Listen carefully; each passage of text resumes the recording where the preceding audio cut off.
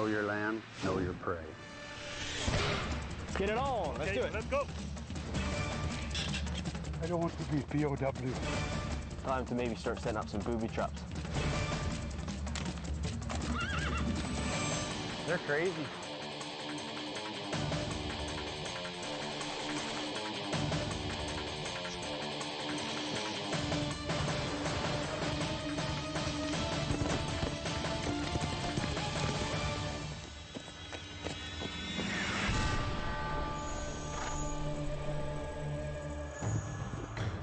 When this elite hunter works with law agencies, tracking can be a matter of life and death. Today, it's a matter of ego. Mantracker is up against his toughest test. Two ex-military men expert in avoiding capture. Nate was a British Royal Marine, trained in navigation, counter-terrorism, evasion, and escape. I've got a bit of experience of being the prey and knowing how to get away, and you know, we used to have helicopters after us, so I'm hoping this is going to be a little bit easier. We'll see how it is. We'll see how good Mantracker really is. Vlad's got his own military dossier, a Czech Special Forces paratrooper with a deadly set of skills. In my group Special Forces, I was mostly like medic, and my second specialization was actually maker of booby traps. So from making small hole in armor, you know, on 2-3 inches, up to blow up, you know, railroads or really nasty stuff. Mantracker has never come up against a pair like Vlad and Nate. It's cowboy versus commandos. The stakes? Pride of victory. The battlefield. Alberta's cattle country. Hills and forests. A minefield of deadfall and swamp. Not an easy place to run or track. Their mission? Reach a highway marker 52 kilometers southeast. They have 36 hours to get there. What they carry and the route they take is up to them. The two have just met, but their military brotherhood creates an immediate bond. They head into the bush armed with a map, a compass, and a strategy. Okay, let's go to ground here. Good. Okay. So you will go first, and you will let me know. Sure. And I will go after you, okay? We're on foot, so we got to think smart, right? Let's go somewhere where his horses can't go. Let's go into the brush. He's not going to risk breaking a leg on one of his horses. Mantracker doesn't have a map or a compass or any idea of where his prey are headed. But he does have rancher TJ Maynard, who knows every field and fence between here and the Montana border. TJ will give Mantracker the local knowledge of this terrain. We'll wander up this little trail here and see. The tracker's first task is to find the site of the prey's flare, and then a first piece of evidence. A footprint or stretch of flattened grass will establish a direction of travel, allowing the trackers to zero in on the search area. Right here's where they've gone in across the fence. Well, we'll have to go down and find a gate. You know where there is one? Yep, not too far. Mantracker has come up against his first obstacle. This country is rife with fences, brick walls for horses, something the prey are using to their advantage. The gate I said was up there is not there. So we actually had to take the fence apart and get through. That probably gave them a half-hour head start right there. Oh, boy. The prey disappear into the thick brush. Well, it looks like they've crossed the fence here, and one of them went there, and one of them went right there. So we'll have to go down here until we find another gate, get through on that side. Oh, I think we're in luck. Is that a brace I see up there? Looks like it. There's no way them bloody horses are coming through this way, unless they're on little tiny ponies. Come on, George. The fences, the dense brush, the steep terrain, all working for the prey. How you doing? I'm all right. You are okay too? Yeah. Okay. Good. Nothing like an early morning workout. Mantracker takes a different route, avoiding the trees and cutting across the steep slope before picking up his quarry's tracks on top. I hate open areas. I mean, you're sitting target right there, and it's a sniper's haven. This is killer for us, bush and bushwhacking. This is the only way how we can, you know, leave it in behind. Over the trees and through the woods to grandmother's house we go. You hear that? They're over there. What's on the other side of these trees? Opens up once you get over top of this hill here. See what this clown looks like. Can you see us? They've scoped the enemy, but he has yet to see them. They can't get over that fence. We know what that fence is like. There they are, right there. Oh, there's a gate at the top of the hill. Oh yeah, they just spotted us now. Alright, let's go.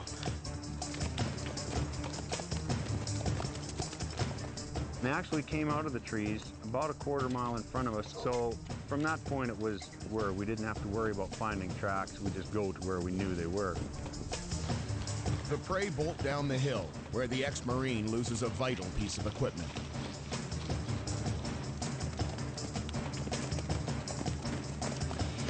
But instead of pushing on, they initiate a search. It's like looking for a needle in a haystack here.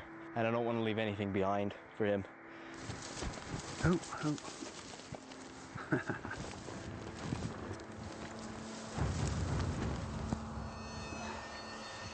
You're going to be missing these. There they are. Now we're going to try to make it to the tree line here and get out of sight. The prey's search for the binoculars has given the tracker a chance to catch up. All he needs now is a fresh lead. Sounded like a herd of elk going through the fence instead of two men. We thought we heard a horse just as we came into quite a mature forest. So we decided that's it, cut out the talking, let's get into some hand signals. Silent communication in the operational theater. They are in hostile territory, and their mission is to go even deeper in country.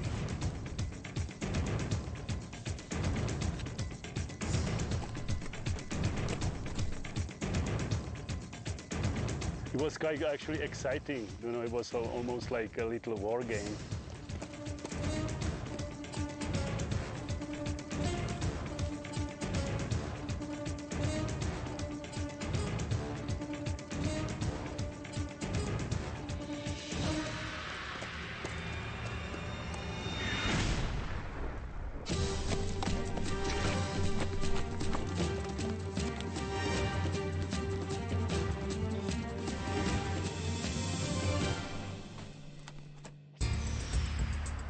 Only 3.5 hours from the start, the prey have established a definite pattern.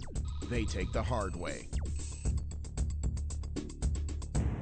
From the woods, Vlad and Nate charge straight into a bog. As soon as we hit that swamp line, we knew we were safe. We knew he wasn't going to take his horse through there. And it's squishy, boggy, falling in, you can feel the water coming down your boots, and, you know, not a good feeling. I hate that. I hated that in the military. Well, if they went across this little bog, how far do we have to ride to get around it?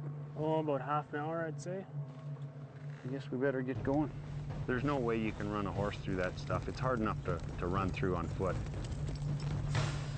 The swamp strategy has thrown Mantracker off the trail, but it's slow. Change of plans. Get some miles behind them. Right now we're going to take a chance. We're kind of following along a fire break. Fingers crossed we're not going to bump into him, but we've got the confidence that we're far ahead of him. The skies will open up a little bit. We've got some wet stuff coming down on us.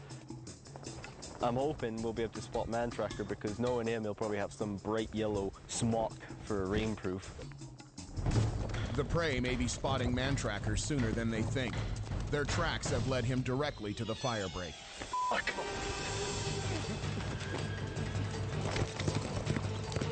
The camouflaged pair disappear into heavy cover. Right here's where they ran up. All the fireweed's knocked down, dirt's all moved. They go straight up and over. Can we catch them on the other side? Should be able to. It opens up quite a bit.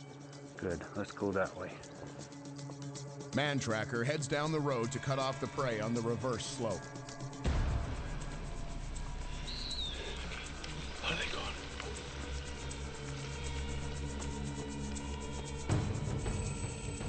The move to trap the prey on the other side has cost him an early catch.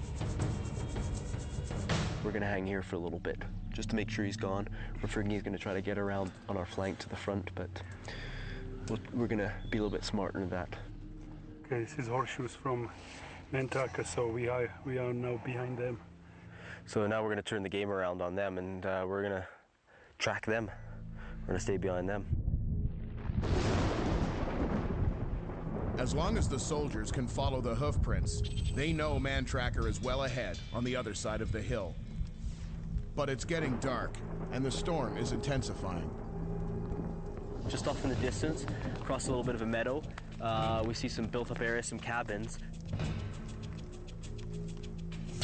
They need cover, but approach with stealth. They scope the area for any sign of the trackers. We feel like we're safe right now. He's ridden off. Nobody takes chances with a thunderstorm out on the range. TJ takes Mantracker to a nearby ranch for shelter. They try to wait it out, but darkness falls, and they become unannounced guests of the OH ranch. Meanwhile, the prey have lucked into better barracks than they expected.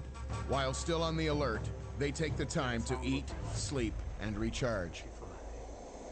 The hot meal, dry socks, and go to sleep.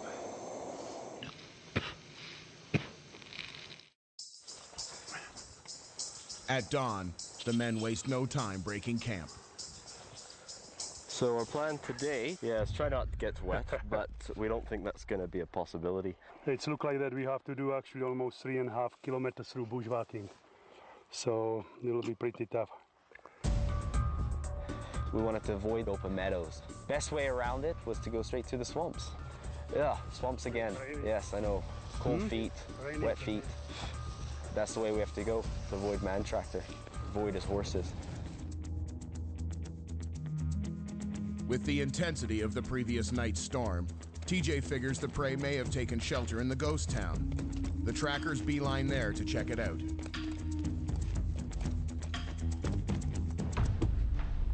We went in and had a look around, and there was a couple of candles and some wax on the bar there. Well, they had a candle.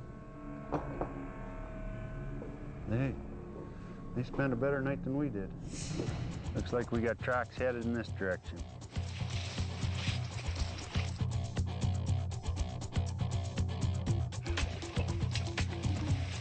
We think that it will be quite difficult for Mantracker to go through this one because it is lots of marshes, and I think that horses are getting same trail like we are. One thing about it, those guys had to come this way too, unless they swam through that muck. Yeah, we got to get out of this boggy ground. We're wasting a lot of time around here. Of course, you don't follow a trail worth of shit. As horrendous as this terrain is there, Vlad, the more we cross these, the less likely that Mantracker is going to be able to follow us. Good luck to him. They've drawn Mantracker into no man's land. Yeah. No goddamn guarantee we're gonna get out this way either. Well, we gotta get out of this stuff, TJ. Which way do I go here? They should be a long ways ahead of us right now. They've got a huge advantage. Horses don't do swamp worth a darn.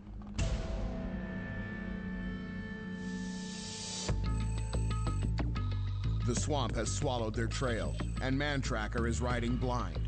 But then he catches a break. We got some tracks here. Boy, it's taken us a long time to find them. After 2.5 hours traveling in the prey's general direction, he's back on their trail.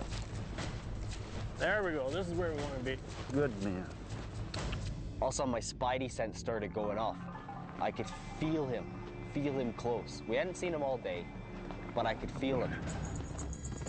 We loped for 5 minutes maybe, and then came around the corner and they were right in front of us. And I suddenly turned around, and there he is. Down, down, down. Break down, break down. Straight down.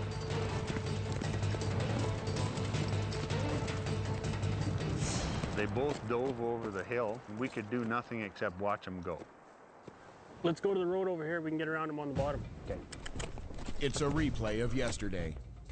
The posse moves down the switchback to cut the prey off at the bottom. But Nate is already ahead of them.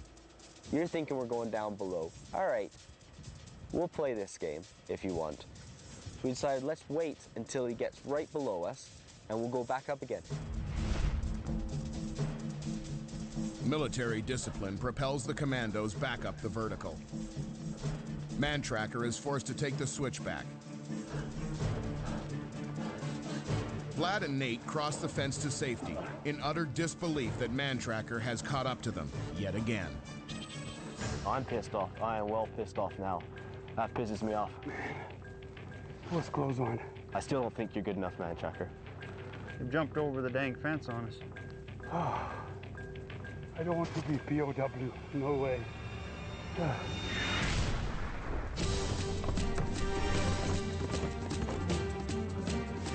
Down, down, down. Come on. How does this guy do this? How does this guy find us? How is this guy so good? 38 kilometers down and 8 hours to go. The prey are putting themselves through hell to defeat the Mantracker. We used everything, utilizing things like swamp, heavy bush, ridge line, and this guy is right behind us. It's almost like he's got a flying horse or something like this, and he's over above watching us all the time. But it's late in the game, and Mantracker is frustrated by the fences, the terrain, the weather. The prey have chosen their route to the finish, a narrow creek to the Highwood River. This is not a horse trail. Okay. Let's do it. Let's go through this way. Okay. Okay, watch out. Fast water. As we go through this culvert, I'm thinking I'm Harrison Ford from The Fugitive, right? Like two fugitives running through this drain pipe with Tommy Lee Jones right behind us, and we gotta go jump over a dam. There's no dam here, but the creek is getting deeper. I guess they could sneak down that old creek, couldn't they? Pretty washed out, they could hide in there. If we don't find them, that's where we'll go. One of the biggest things I always say is never underestimate your enemy, right? And that's the big thing, is that right now I'm hoping Mantracker underestimates us. I think he's gonna look at us thinking, hey, we're looking for the easy way. But right now we're giving him a bit of the hard way.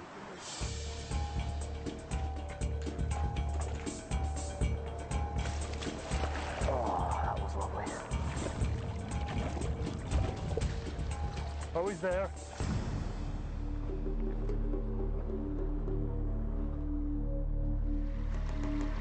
Looks like somebody stepped there and dislodged that piece right there. Got the mud transfer on the pavement here.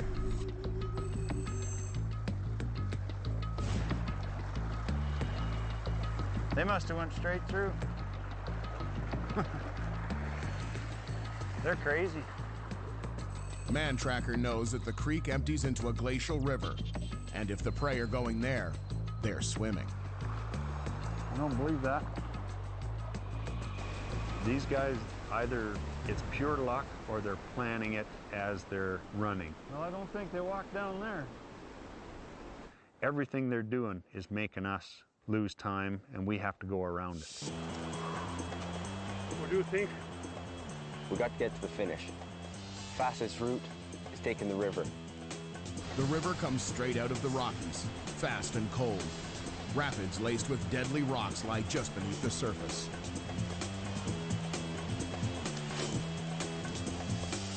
Do we want to chance it? Yeah, we've got to. They're prepared and daring, and they make the tough call. But at this point, their decision to ride the river could spell disaster. Keep your feet up. I'm all right. This is cool. Let's try to get out of here. Fucking cool.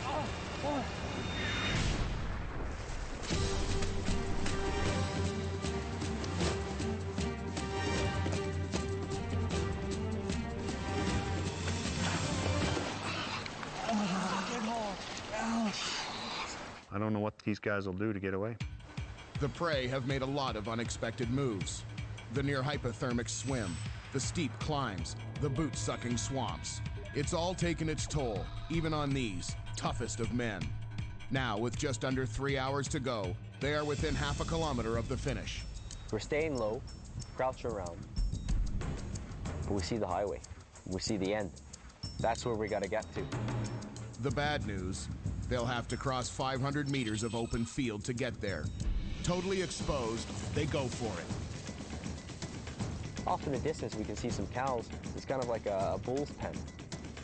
We know if we can get in there, we'll be safe because we got the fence. Come on, Vlad! Come on! You can do it! Get over here! It's military code that no man gets left behind. But Vlad is spent beyond the last of his endurance, and Nate is jeopardizing his own victory to save his brother. Come on, trooper!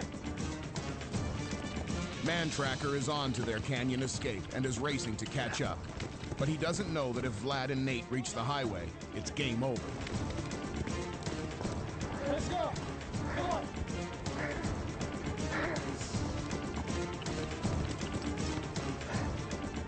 Come on, trooper, let's do it!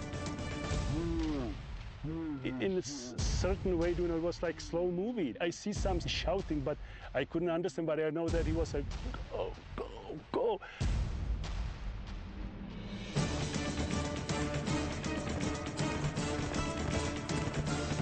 Come on, let's do it!